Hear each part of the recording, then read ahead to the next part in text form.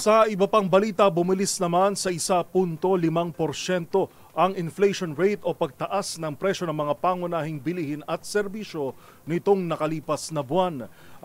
Sa pagsusuri ng Philippine Statistics Authority, bunsod ito ng sunod-sunod na naranasang sama ng panahon, gayon din ang mataas na presyo ng produktong petrolyo. Tinutukan yan ni Dustin Bayog.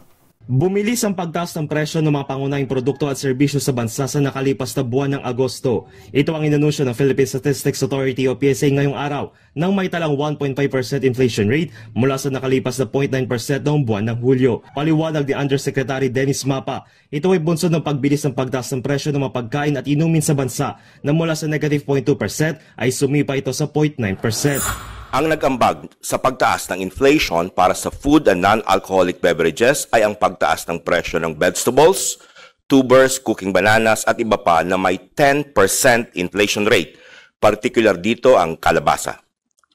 Nag-ambag din sa pagtaas ng inflation ng food and non-alcoholic beverages ang mas mabilis na pagtaas ng presyo ng fish and other seafood na may 9.5% inflation rate, tulad ng galunggong.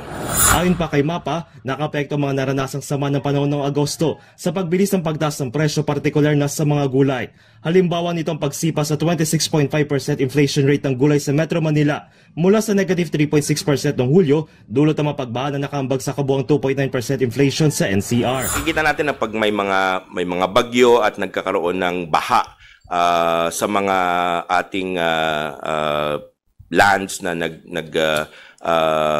produce ng products, no, like vegetables, yun talaga yung unang talagang tinatamaan. So dito nag-attribute na yung impact ng mga bagyo nung nakarang buwan, particularly sa vegetables. Kaugnay nito, nakambag din sa pagbilis ng inflation ang mabagal na pagbaba ng presyo ng langis, diesel at pasahe sa barko. Sa kabuuan, malaking bahagdan pa rin ng inflation rate ay dahil pa rin sa pagbilis ng taas presyo sa pabahay, tubig at langis na sinundan ng pagkain at mga inumin at ang restaurant at accommodation services.